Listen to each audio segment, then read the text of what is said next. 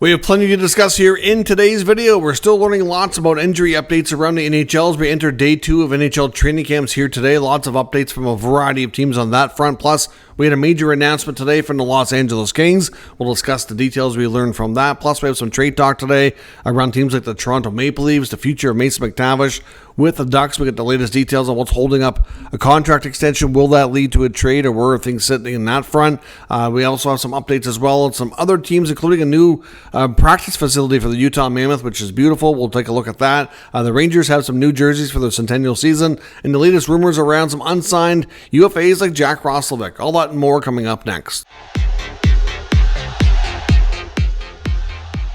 So welcome back to another video here at Top Shelf Hockey. As I mentioned, we have lots to discuss here in today's video as training camps continue to get underway here. We've got lots of news coming out of a variety of teams, especially in by way of injury updates.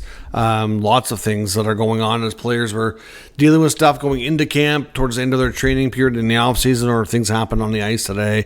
So lots of different things going on. Of course, today, day 2 of training camps today, which we'll get into a bunch of the injuries that we learned about here first. The New Jersey Devils today confirmed that defenseman Jonathan Kovacevic apparently had a fairly significant knee surgery over the course of the offseason and is going to miss significant time. Obviously, he's looking at a long road here. He's already, I'm not sure the exact date, and I don't think they gave the exact time frame when he had the surgery, but he's not expected back until probably the new year, so likely January. So obviously that will open the door for younger players like Nemec or Casey to get more playing time. Obviously, we've talked about the fact that Luke Hughes remains unsigned. I mean, if his contract issue here drags on to the beginning of the season, then both those guys are probably going to be getting more of an opportunity here as well. We talked recently about the future of Dougie Hamilton if Luke Hughes is signed to a long-term deal, which I do expect at least to be fairly long-term, at least in the 4 or 5 year range. So we'll see how all this kind of shakes out with the decor for the New Jersey Devils. Thankfully, they do have a good amount of depth. Without Kovacevic there, they'll be fine, I think, although he did give them some good minutes last year. And then we'll see how the Luke Hughes contract dispute drags on here. Some other updates. Yesterday, we talked about Zach Hyman of the Oilers likely not being ready to start the season. We get a little bit more of I wouldn't call it official, but just a little bit more of a timeline from head coach Chris Knobloch today. He indicated that Zach Hyman's targeted return rate now will be around November the 1st. Of course, after that broken wrist late in the playoffs, he's still recovering. Like he should be. I believe he is skating right now on his own. He's just not going to be ready to start the year. So November 1st is the target for him. First day of on the ice as well, like I said, and we got our first injury that happened on the ice. Capitals captain and now the all-time goal-scoring leader, Alexander Ovechkin, did leave the ice today during the first day of camp with a lower body injury that he was being looked at. Don't have any more updates, so I'm not sure where things stand with that, but he did deal with some sort of injury this morning, which wasn't good. Pittsburgh Penguins youngster Rutger McGroarty is going to be out. They're calling it indefinitely with an upper body injury, so that's obviously not good for his season. Noel Cherry also won't be available to start the season as well. So a couple of injury updates there to Pittsburgh. And Minnesota, it looks like Matt Zuccarello was dealing with some sort of injury as well. And being available to start the season is somewhat in question. So we'll have to wait for further updates on him. In Chicago, goaltender Laurent Brossoit, I wondered if he would be ready to play this year or what have you, considering how much time he has missed, but apparently he's considered out long-term. They didn't say it, but I do wonder what the future holds if he's going to even be able to play anymore. He's dealing with another hip surgery and is considered out long-term. So that's multiple hip injuries that he's dealt with and surgeries in the last few years. He's missed a ton of time. If he misses all or majority of the season, you have to think that it could be the end for him, but we'll have to wait and get further updates there as well. And some other players missing time at camp, of course, with the recent tragedy in the Weisblatt family. Of course, we know Ozzy Weisblatt with the Predators will not be at camp for a little bit, dealing with the death of his brother, Orca, who was killed in a car accident there this weekend. And apparently, which I didn't know, but Jake Neighbors of the St. Louis Blues also was going to be away for a few days. He was very good friends with them as well. And will be missing a little bit of time to deal with the loss, too. Now, one of the, I guess you could probably say right now, the top and has been for a while the top unsigned player, the top UFA on the market. It still remains to be Jack Roslovic. A lot of the other players that were kind of in that category have secured either deals or PTOs, but Roslovic right now is not anywhere. So the latest intel from him, according to Pierre LeBrun on Insider Trading and TSN, says that it seems like he's been looking for a little bit more term. After a 22-goal season last year in Carolina, I think he thought he did well enough to get himself more than a one-year contract. And really, you would think that would be the case with the decent year he had. To even get a multi-year, 2-3 year deal, something along those lines, shouldn't have been all that crazy. And I believe he changed agencies as well throughout the course of the summer. I'm not sure really what happened here with this player, but he's still on the outside looking in as training camps are now fully underway. There was belief from Pierre LeBrun. He believes the Edmonton Oilers did make an actual contract offer to Roslovic. I'm not sure at what point in the offseason, but they did make an offer, but he did not accept. So I don't know what the offer was. He didn't say or how long of a term it was, but Roslovic is looking for term, which is, in my opinion, it sure seems like that's a problem. I mean, at this point, considering training camps are underway, you'd think he would just take a one-year deal if there's a decent one available for him, and it sucks that he probably has to go through that and prove himself all over again, especially, with what he's accomplished so far. But the fact of the matter is, that's obviously how teams feel about him right now. So you got to take what you can get. So we'll see if Roslovic gets into a training camp here sometime in the next couple of days. But otherwise, it could be a while before he lands somewhere, because teams are going to have their own plans and the kind of rosters filled up here. The New York Rangers today revealed their Centennial jerseys. So I'll show you some pictures here. They did the unveiling online with the Marc Messier, former captain, doing the honors of modeling them. Obviously, seems like a pretty typical Ranger jersey encompassing a lot of its history. I don't know. I mean, a lot of these jerseys sometimes I feel like, if you're a fan of the team and your big history and all that, maybe you like them. I don't know. Not crazy about them. I mean, they're not the worst jersey you've ever seen either. But those are the new jerseys for the Centennial season for the New York Rangers. Now, we also got we knew last night there was an announcement from reporters that the Los Angeles Kings today were going to be making what they refer to as a major announcement at 3 p.m. local time today. And the announcement actually really wasn't anything too shocking. I kind of, when I saw that, figured it's probably Anze Kopitar. And good enough it was. I had talked on the channel back as early as, I want to say July. I do believe maybe it was August. I can't remember. But there was reports from a well-sourced, well-connected reporter, John Hoven, who said that he believed that this coming season was going to be Kopitar's final year. That this contract was expiring. He wasn't going to be extending. And, well, good enough, he turned out to be right. I know that Ken Holland, when he was first named GM, had originally made comments saying that he was hoping to extend Kopitar. I was like, well, I'm not sure he's going to, but good enough, here we are. So the Kings did have a press conference here today. Kopitar confirmed this would be his final season in the NHL. He will be retiring. I referenced the fact that he's got two little kids that are busy in sports and wants to be able to watch them and do their thing, and obviously be more present as a dad, help his wife and be around the whole family more. He was 38 years old. He's accomplished a lot in his career, and it's just time for the next chapter. At the end of the day, that's kind of where things are at with him. It says there's no changing his mind, which is probably good in some respects. You don't want to be flip-flopping, but Kopitar's had a heck of a career, done a lot of great things for the Los Angeles Kings, spent his entire career with the one organization, a long time as captain, multiple Stanley Cups, multiple Selkies. Like, he's got lots to be proud of here, and a really, extremely solid career overall. So this is going to be the retirement tour, if you will, for Anze Kopitar. He decided that, he has his mind made up. He told a lot of his playing friends from the Kings one-on-one, leading him over the last couple of days as camps get underway. Thought it was best to announce this through the media before camp gets too far along, before the season starts, just so that everybody's aware of it. He doesn't have to deal with answering the questions all the time. Doesn't have to feel like he's hiding something. It's out there, it's done with, and move along. So yes, we have now official confirmation. This is the final season for Kopitar. We have some other news as well. The Utah Mammoth. I mean, this team, 1 year in Utah, and think about how quickly that Smith group, put everything together to get them from Arizona to Utah for their very first season. And they had promised that by the time the second season was ready to roll around, they would have a brand new practice facility built. And they've come through big time on that promise. So I'll show you some pictures here that they posted today.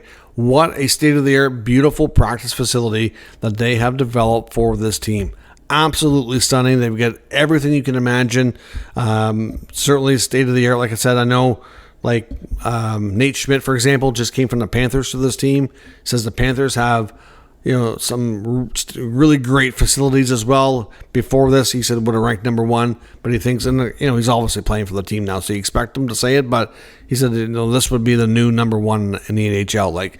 This is a brand new state-of-the-art facility. These pictures are phenomenal. What they've been able to accomplish in a short time span there between getting ready for having the arena ready to have this team in its first season, all the renovations that they're picking away at to make this arena better for hockey, and then have this practice facility ready to roll in just 12, 13 months is phenomenal. What a facility that these guys are going to have to work with, and it's going to do a lot for attracting free agents. It's going to do a lot for helping this team be more successful. Meanwhile, you got a team like the Canucks who can't seem to get their act together and get a practice facility for their players, which is, I think, a huge part of, why some guys don't care to go there. It's been a bone of contention amongst a lot of people that have come and gone out of Vancouver, and I certainly played a role for what we've heard in Rick Tocchet's decision not to remain the head coach there. So, yeah, making them look bad, really, to be honest. The Canucks have been an existing team for so many years now, and here we are with nothing, and then you've got this Utah team in such a short stretch with a state-of-the-art facility. So, yeah, great on Utah. What a beautiful job that they've done there. Now, on some other updates around the NHL, the Maple Leafs are still working on a contract extension for goalie Anthony Stolarz. They're believed to be now that things feel to be a little bit more urgent to get something done. There's obviously nothing imminent that we're aware of right now. Both sides are definitely interested in extending their relationship, but it has to make sense for both sides as well. I don't really know exactly what Anthony Stolarz is looking for. I would think he's looking for, I would suggest a 2 or 3 year term, but that's just a guess. But yeah, apparently Stolarz has told the Leafs though that he doesn't really want to negotiate in season. So he would like to have this all wrapped up and put a bow on it and signature before opening night. So the Leafs, I guess, feel a little bit more urgent to try to get it done so that they don't risk going all season. This is, of course, what happened with the Marner camp, except it was a different scenario, and Marner, I think, had his mind made up a long time ago, mind you. But yeah, they don't want to have to go into the short, what they're hoping will be a short off season next summer if they have a good playoff success, and then don't have a lot of time to get him extended before he hits free agency. So I think it's important to get done. He's been a really good goalie for them, and we'll see if the urgency will impact things getting done here in the short term. Now, there's also a signing in Chicago today. Actually came in late last night as well. The restricted free agent defenseman Wyatt Keiser gets a 2-year deal. Of course, the second day of camp where they're going to be on the ice, and he was now eligible, signed up, ready to go. One of the couple remaining RFAs that are unsigned. Of course, we're going to talk about Mason McTavish here in a moment. We talked about Luke Hughes earlier. So Keiser's situation is all dealt with. I think it's $1.7 million on a 2-year term with Chicago. So pretty good deal there. We've also got news today from Dave Pagnotta of thefourthperiod.com. He's saying that he has it on good authority from his sources that the Carolina Hurricanes, when they're allowed to here in a few weeks' time in October, will be signing Michael McLeod, formerly of the New Jersey Devils.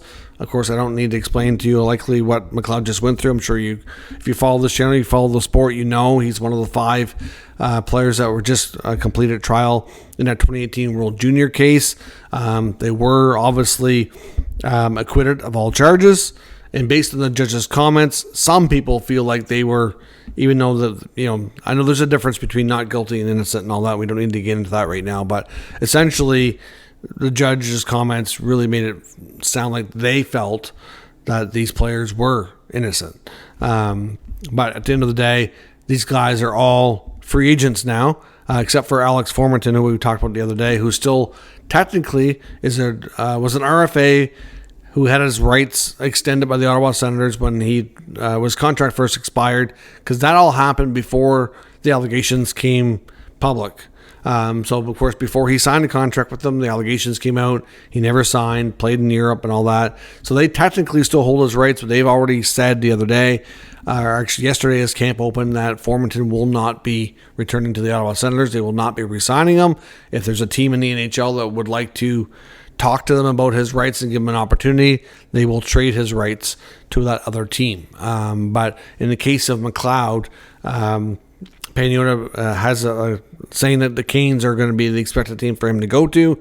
I did see some Canes fans online not happy about that. I can understand the sentiment, but at the end of the day, these players are all going to be allowed to play. They will end up somewheres. But yeah, Michael McLeod, I don't know any kind of terms or anything like that. Carter Hard's getting a lot of interest as well, as we talked about yesterday. I'm not sure where he's going to end up. Some people mentioned Carolina as a landing spot for him too, but I know some Carolina reporters were denying their interest, but we'll have to wait and see where some of these guys end up here in a few weeks' time once they're allowed to sign contracts. Now, speaking of contracts, Anaheim Ducks, Mason McTavish, here's the latest on him. Mason McTavish and his agent, Pat Morris, they're still grinding away here. It seems like both sides are dug in. McTavish I believe he was in Anaheim from what I understand, and he's headed back home, so he's in Ottawa right now. He's going to be skating and doing some training with the Ottawa 67s of the OHL. It seems like there's a big gap right now between both sides. The belief is Pat Verbeek does see McTavish as a core player and would like to do a long-term deal. There seems to be some hesitancy on the McTavish side, some frustration on the McTavish side. I guess probably not feeling totally confident in what his role is going to be. So we do know that much. Also, we know that there's been lots of teams checking in on McTavish because of the fact that he remains unsigned. And obviously, there's a bit of a stalemate here. So teams are wondering if he could be available for trade. At this point, as much as there's lots of interest around the league because he's a great young player, lots of teams would like to have him. At this point, though, Verbeek has not kind of sent out the smoke signal, if you will, saying that he's at a point where he's willing to seriously consider that. So there could be some trade talk going on, but I really don't know. I mean, at some point, teams kind of will listen to teams just to see what might be offered, but nothing seriously is going on around McTavish as of right now today. But the other concerning part here is we learned today that there hasn't been any talks since Monday. So considering that, we're into Thursday now and camps were opening, Wednesday, Thursday, and no talks, for the couple of days leading into that, in the first couple of days of camp, it really seems like both sides are kind of dug in here, and it's concerning. For McTavish's agent to basically say you might as well go home, it sure makes it sound like it could be in for the long haul here before something gets done. So again, concerning. We're not at a point where we can say definitively that they're going to trade him or that they're having any kind of serious conversations. But we're also not at a point either where we can say a signing is close and will get resolved here in the next day or two. Now, like we always say, though, and all the reporters like to say, one phone call can change everything. All you need is one side to kind of concede something that's a big point, kind of resumes the talks, and then sometimes you get a resolution come quickly after that. But for right now, with no talks now for 4 days, it's really difficult to pinpoint when we could see a resolution with that scenario. The other team I want to talk about, again, we talked about Stolarz, but back to the Leafs for a moment. Nick Robertson, definitely a player to watch, as we've talked about with the Leafs. They've got way too many forwards. They also need some cap space because they would like to make some other upgrades, but they're a little tight on availability right now. Basically, I'm in their bottom. If you look at their top three lines are basically spoken for. You're going to have, Matthew Nyes and Austin Matthews on the top line. It sounds like Michelli is probably going to. I think Michelli will be the first candidate to get an opportunity there. Your second line is likely going to be, we know it'll be Tavares and Nylander will be the two main pieces there. And then Domi is probably going to be your other winger. Now, Domi is dealing with an injury. I don't know if he's going to be late starting or not. So that could change things temporarily. But those are probably going to be your top two lines with the newly acquired Nicholas Waugh, who came over in the Marner trade from Vegas. will be your third line center. His wingers are likely going to be Bobby McMahon and Dakota Joshua. So that's going to be your third line, and I think that top 9, barring injuries, are pretty set unless they find an opportunity where they think they can upgrade by trade. So that leaves your fourth line, and even on your fourth line, I think 2 out of the 3 spots are pretty well set, being your fourth line center, and one of the wing spots are likely going to be obviously Steven Lorentz. I think we'll have a spot down there. You got Scott Lawton. Lawton's definitely going to be on this roster. I mean, you could put him on the third line too. Lawton as your fourth line center, seems a little bit low in the lineup for what he normally played in Philadelphia, but it's a deep roster. But versatility with Lawton, you can play him in a few different spots there. But either way, him and Lawrence, to me, are going to have spots. So it really only leaves one kind of open spot. And you've got Kampf, you've got Yarncroke, you've got Robertson, you got Easton Cowan, who's still in that mix too. You can make an argument for a guy like Robertson. I just don't see him being able to play the role of a checking guy in a bottom 6 in the fourth line. To me, just not that guy. Yarncroke would probably have the advantage. I mean, there's been a lot of speculation he could be moved, and he still could be, but he at least can play a little bit more of a two-way game, be more responsible to be trusted in that spot. Same thing with Kampf, more of a defensive-minded centerman who you could play on the wing as well. Cowan, I don't think that's probably best suited for him. Same with Robertson. So Robertson today, even speaking to the media, was asked point blank, do you still want to be in Toronto? And his answer was, well, right now I'm here. So he knows that what he's up against feels like he's continuously have to prove himself over and over again, even though he scored at a decent clip. It's hard to when you're not seem to be in favor with the coach and you don't have a definitive spot.